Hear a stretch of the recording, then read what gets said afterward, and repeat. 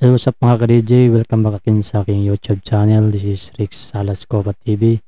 So, for today's videos mga ka-DJ ay tuturuan ko pa kayo kung paano mag set up ng DDG400 sa ating computer or sa ating laptop, or para di kayo mahirapan mga ka-DJ. So, bago pong lahat mga ka-DJ ay kailangan may may naka-install na po kayong Recordbox 5 sa inyong mga computer or sa laptop. Pero sa unang mga ka-DJ ay meron din kayong license yan pag Recordbox 5 yung gamit nyo. So pag Recordbox 5 mga ka-DJ tapos DDG400 yung gamit nyo, hindi na po yan kailangan ng driver audio, kasi pag isaksak mo yung DDG400 sa computer mo or sa laptop, mag-automatic na po yan lalabas yung tutorial at susundan mo lang yun. So yun mga ka-DJ, so ito sundan nyo lang yung videos mga ka-DJ para masundan rin ng maigi yung tutorial ko. So yun mga ka-DJ, ito yung controller ko at DDG400 at meron na po yung nakasaksak na ang tawag niyan, USB cords at saka yung RCA, kasi palagi nakasitap po dito sa aking studio kunwari. So open yung ko mga ka-DJ, Recordbox. So ayan, lumalabas na ito yung itsura ng Recordbox 5 mga ka-DJ. Na-set up ko na po ito yung yung itsura niya mismo. Ito yung ko mga ka-DJ, USB cords. So kailangan saksak mo yan sa likod ng DDG400, tapos isaksak natin to dito sa ating CPU. Ayan, saksak na po yan. Tapos pag saksak nyo yan mga ka-DJ ay iilaw po yung natin, DDG400.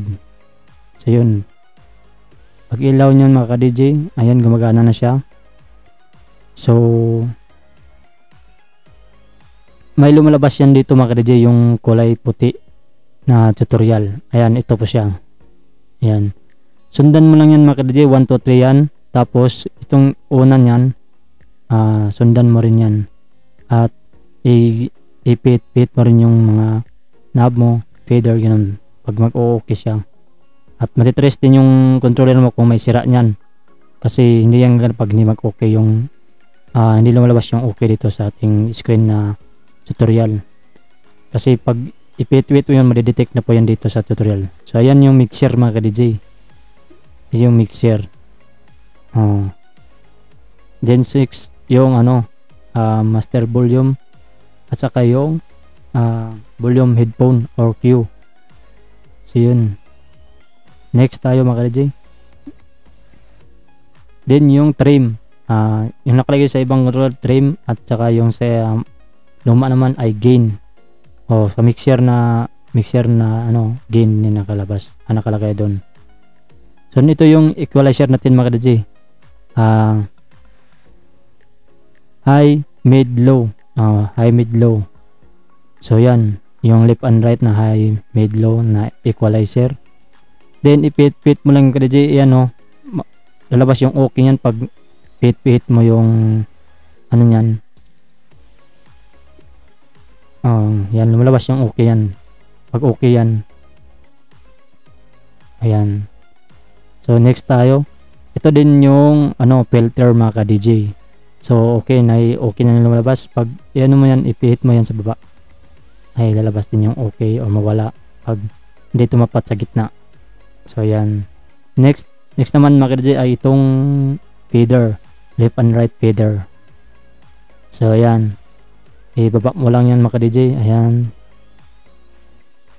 then okay yan mga ka-DJ, ganyan, okay. Then next naman yung cross fader mga ka-DJ. Ganyan lang kadali ang DDG400 mga ka-DJ mag set up sa ating computer or sa ating laptop. So next naman mga ka-DJ ay yung tempo. Yan yung tempo mga ka-DJ. Dyan mo mabalanse yung BPM ng inyong pinatugtog. I-adjust mo lang yan mga ka-DJ. kung itapat. So yan yung ano, headphone, ganyan, speaker, yan yung mga setup nila mga DJ. Tsaka yung load na left and right, tsaka yung search. Ayan. Ayan. So yun yung post and play, then queue. Ganyan. Ganyan lang kadali mga ka-DJ, madali lang. Sundan mo lang tong ano, tutorial niya. Ganyan kadali mga ka-DJ. So yun. Master volume. Ayan. Yan, pwede yan. Hindi mo na galawin yan mga ka-DJ. Ayan, okay siya. So yun. Ganyan lang mga ka-DJ, okay na yan. So gumana na yan mga ka-DJ. Lahat gana na yan. Then yung settings ng mga ka-DJ ay i-explore mo lang to. Pwede rin kayo gumawa ng ano dito. Create nyo. Then yan yung ano mga ka-DJ, audio. May nakasaksak kayong sound card. Pwede nyo i-click yung sound card dyan. Then yung sa akin built-in na DJ400, pwede rin gamitin nyo yan. So yun, tatlong option po yan mga DJ. Then itong ano, computer, then pwede mo i-explore yan mga DJ. Ganyan. Then ito yung ano din, performance sa ano, mixer. Pwede rin kayo mag-create yan mga DJ. Gawa kayo ng shortcut dyan kung doon nakipipindot sa may keyboard. So yun. So pa ito yung nilabas mga DJ pag record box 5, may license yan. Yun, tingnan mo may susi. Ayun. Then ayan, testing natin ito mga DJ. Ayan. Ayan mga DJ, maraming salamat sa pagpanood nyo sa aking tutorial. At maraming salamat din sa aking mga supporters. So ayun mga DJ, sa bagong pasok sa aking YouTube channel, and please subscribe and pakihit na rin yung notification bell para updated kayo sa aking mga videos mga ka-DJ. So maraming salamat mga ka-DJ and God bless.